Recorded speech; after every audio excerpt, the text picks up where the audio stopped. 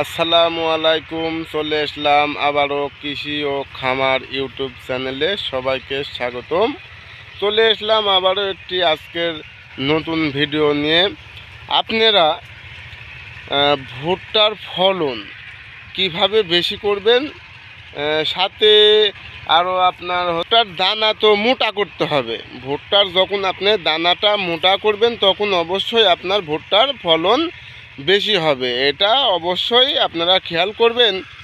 ভুট্টার দানা অবশ্যই বড় করতে হবে। আর ভুট্টার দানা বড় করতে গেলে আপনার প্রত্যেকটা ভুট্টার কান যাতে মোচাটা অবশ্যই বড় করতে হবে, সেদিকে অবশ্যই আপনাকে খেয়াল করতে হবে। তাহলে কখন ও কোন সময় কিভাবে আপনারা কি কি সার অথবা ওষুধ, এর আগে আমি একটা ভিডিও দিছিলাম যে আপনারা কখন এই সারটা প্রয়োগ করবেন। যারা এই সারটা প্রয়োগ করেছেন তাদেরকে আর সার প্রয়োগ করার কোনো দরকার নাই। এখন তারা শুধু স্প্রে করবেন। শুধু স্প্রেতেই এখন আপনার ভুট্টার ফলন অধিক পেয়ে যাবেন। ভুট্টার যখন দেখবেন প্রত্যেকটা গাছের কান কলা বের হয়েছে, তখন দেখবেন যে ঠিক এই জায়গায় আপনার কোনো গাছে দেখবেন যে লেদা পোকা লাগে। অনেকেরই এটা লাগে, তবুও যাদের লেদা পোকা লাগেনি তারাও স্প্রে করবেন, যাদের লাগেছে তারা তো অবশ্যই স্প্রে করবেন। তাহলে চলুন লেদা পোকার জন্যে ও ভুট্টার দানা মোটা করার জন্য, ফলন বেশি করার জন্য, তাহলে এই সময় আপনারা কি কি ওষুধ ব্যবহার করবেন, তাহলে অবশ্যই এটা আপনাদের জানা অবশ্যই অত্যন্ত প্রয়োজন। এই দেখুন, এটা হচ্ছে বোরন। এটা হচ্ছে বোরন। আপনার এটা 16 বোরন। এটা হচ্ছে 16 বোরন। এটা এখন ব্যবহার করতে হবে। এটা আপনার প্রায় 1 বিঘা ভুট্টার জমির জন্য। বর্তমানে এখন ভুট্টার গাছের মধ্যে স্প্রে করতে গেলে আপনার পানি বেশি লাগে, সেজন্য আপনারা 1 বিঘায় 6 ড্রাম করে স্প্রে করবেন। আর এটি দেখতে পাচ্ছেন, এটি হচ্ছে 16 বোরন। এটা হচ্ছে আপনার 5 ড্রাম পর্যন্ত করা যাবে। মানে এটি 100 গ্রামের প্যাকেট, এটা বোরন, এটা 5 ড্রাম পর্যন্ত করা যাবে।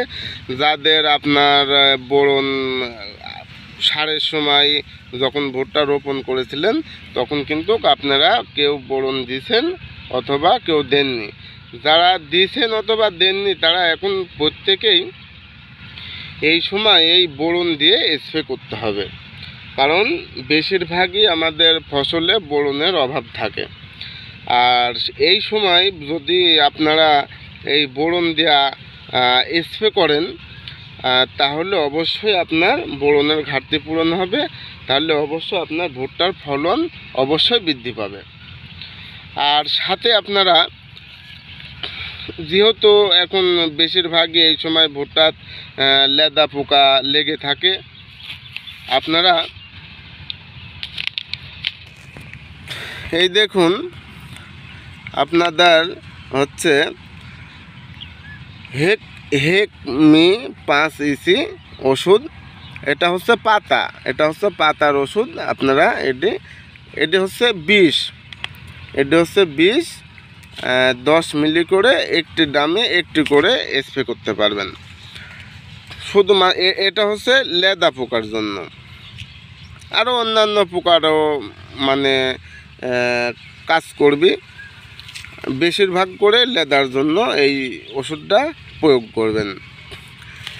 এই ওষুধ প্রত্যেক ড্রামে যদি আপনারা একটি করে ব্যবহার করেন ওই বোরনের সাথে, তাহলে আপনাদের যদি জমিতে লেদা থাকে তাহলে অবশ্যই আপনারা সেই লেদা অবশ্যই চলে যাবে।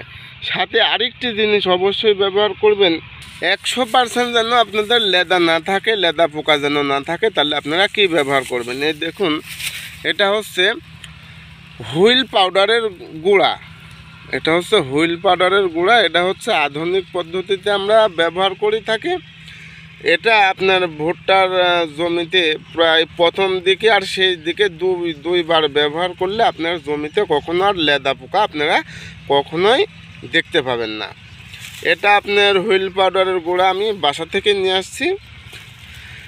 প্রত্যেক ডামে আমি 50 গ্রাম করে আমি দিয়ে দিচ্ছি। 50 গ্রাম করে দিলেই আপনার এনাফ। এতে আপনার লেদা পোকা অবশ্যই আর দেখতে পাবেন না।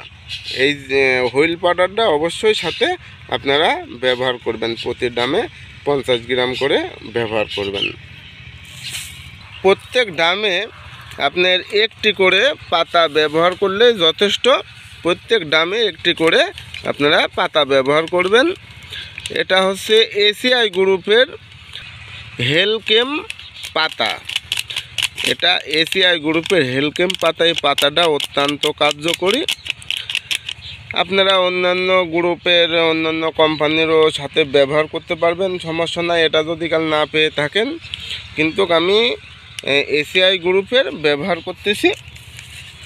আর সাথে প্রত্যেকটা ডামে আপনারা যে বোরন ব্যবহার করবেন, ঝোলো বোরন, প্রত্যেক ডামে প্রায় আপনার 20 থেকে 25 গ্রাম করে একটা টার্গেট করে নেবেন, অথবা যাদের সমস্যা হবে তারা একসাথে মিশিয়ে নিতে পারেন। প্রত্যেক ডামে আপনারা 20 থেকে 25 গ্রাম করে এই বোরন দেবেন। তারপরে আপনারা দিবেন প্রত্যেক ডামে আপনারা দিবেন হচ্ছে হুইল পাউডারের গুঁড়ি।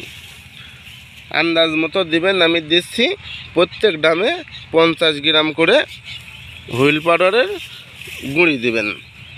তাতে দেখবেন আপনাদের ভুট্টার জমিতে একটিও লেদা পোকা আর এই বছরে অত্যন্ত দেখতে পাবেন না। এই স্প্রে করার পর এই বছরে আপনি আর লেদা পোকা দেখতে পাবেন না। পানি সুন্দর করে মিশিয়ে আপনারা গোটা জমি সুন্দর করে ফাইন করে স্প্রে করে দেবেন।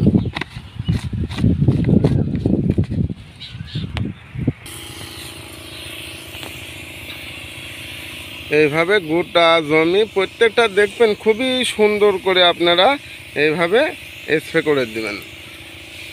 খুবই সুন্দর করে স্প্রে করে দিবেন। তাহলে দেখবেন আপনাদের ভুট্টার ফলন অবশ্যই অধিক ফলন হবে। আর জমিতে একটিও লেদা পোকা দেখতে পাবেন না।